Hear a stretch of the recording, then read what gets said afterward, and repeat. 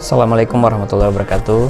Kita kembali bertemu ya, dalam perkuliahan dalam channel saya ya. Nah, pada materi kali ini kita akan membahas terkait dengan waris ya. Pewarisan tanah. Nah, yang namanya waris adalah sesuatu hal yang peristiwa hukum ya, yang terjadi tanpa adanya suatu perbuatan yang dimulai dengan meninggalnya seorang pewaris ya. Jadi seorang pewaris itu memberikan warisan berupa tanah kepada ahli waris ya. Dan mereka yang menjadi ahli waris adalah baik itu anak maupun pasangannya ya, maksudnya pasangan suami istrinya ya. Baik, maka pewarisan tanah merupakan proses ya, perolehan hak milik atas tanah yang terjadi karena pewarisan dari pemilik kepada ahli waris. Nah, itu ada di pasal 26 UU PA. Ya, jadi kita bahas ini pewarisan atas tanah ya. Baik.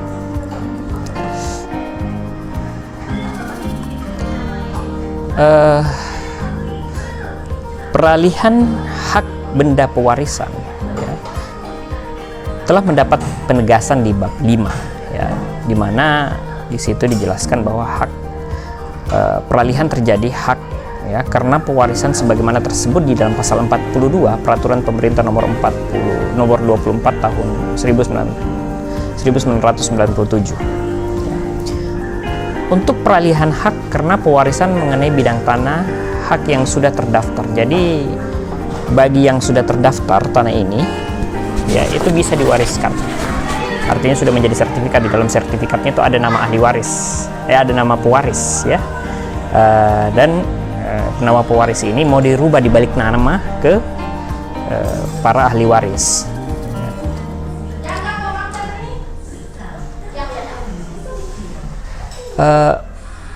Maka itu harus didaftarkan. Bidang tanah haknya sudah terdaftar ya, wajib diserahkan oleh penerima hak atas tanah sebagai warisan kepada kantor pertanahan, sertifikat yang bersangkutan, surat kematian. Jadi secara prosedural ya harus menyerahkan surat kematian ya, secara otentik ya, baik itu dibuat di kelurahan, kecamatan ya, itu dibuat di sana ataupun di desa, maksudnya kepala desa ya, yang dimana menerangkan bahwa orang tersebut atas nama ini ya itu meninggal dan meninggalkan seorang istri atau suami ataupun anak ya. Sertifikat yang bersangkutan surat kematian orang yang namanya dicatat sebagai pemegang haknya. Jadi yang antara nama sertifikat atas tanah dan surat kematiannya sama, tidak boleh beda ya. Misalnya A di surat kematian, ternyata di sertifikat itu B, nah itu nggak boleh ya.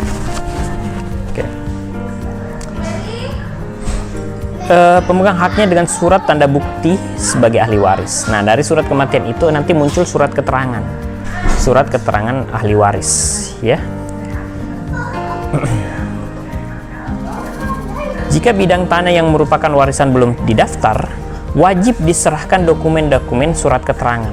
Jadi kalau belum terdaftar di BPN ya, maka wajib untuk menyerahkan dokumen-dokumen surat keterangan ya kepada kelurahan ya yang menyatakan yang bersangkutan menguasai tanah. Artinya apabila tidak ada sertifikat yang membuktikan asal dasar haknya ya, maka digunakanlah suatu surat keterangan yang dibuat di kelurahan, desa ataupun kecamatan ya, bahwa dia menguasai suatu bidang tanah tertentu ya, pewaris ini. Dan di situ dinyatakan bahwa sertifikat itu ya, dijelaskan bahwa tanah itu belum bersertifikat ya, jadi keterangan bahwa dia menguasai, kemudian keterangan bahwa tanah tersebut memang belum tersertifikat dan belum terdaftar ya, baru mau melakukan pendaftaran pertama kali. Nah, apabila kita mau mendaftarkan ke sertifikat, maka dia berjenjang ya. Harus atas nama ahli pewaris dulu, baru berubah lagi balik nama kepada ahli waris. Jika penerima waris terdiri dari satu orang, pendaftaran peralihan hak tersebut dilakukan kepada orang tersebut, ya, berdasarkan surat tanda bukti sebagai ahli waris ataupun surat keterangan waris yang biasanya dibuat di kecamatan, ya, atau kelurahan. Jika penerima warisan lebih dari satu orang dan waktu peralihan hak tersebut didaftarkan disertai dengan akta pembagian waris. Nah, ini yang penting, ya, karena belum tentu tanah itu, ya, diwariskan untuk ke semua ahli waris, ya. Makanya ada akta pembagian waris, ya. Akta ini menjelaskan hak waris itu yang awalnya satu bundel itu, ya, dibagi-bagi, ya. Misalnya 4. Nah, ini anak pertama dapat rumah A, anak kedua dapat rumah B, ya. Seperti itu. Ya, makanya penting sekali ada akta pembagian waris agar kita mengetahui hak tertentu dari setiap ahli waris, ya. Hak atas tanah itu jatuh kemana gitu, jangan sampai tidak jatuh ke dia walaupun dia ahli waris, ya, tetapi tidak memiliki kewenangan. Kenapa? Karena di akta pembagian waris dia tidak mendapatkan hak atas tanah tersebut, ya.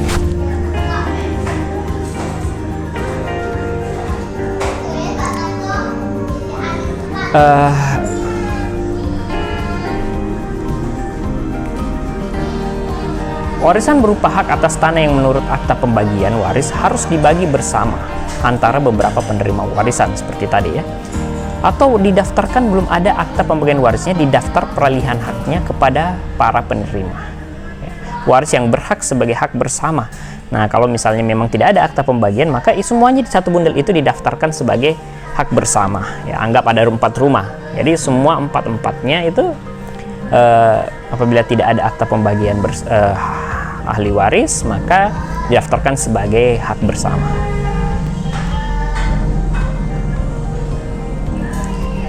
Nah, tadi kita berbicara terkait bagaimana warisan. Kita juga akan berbicara terkait wakaf, ya.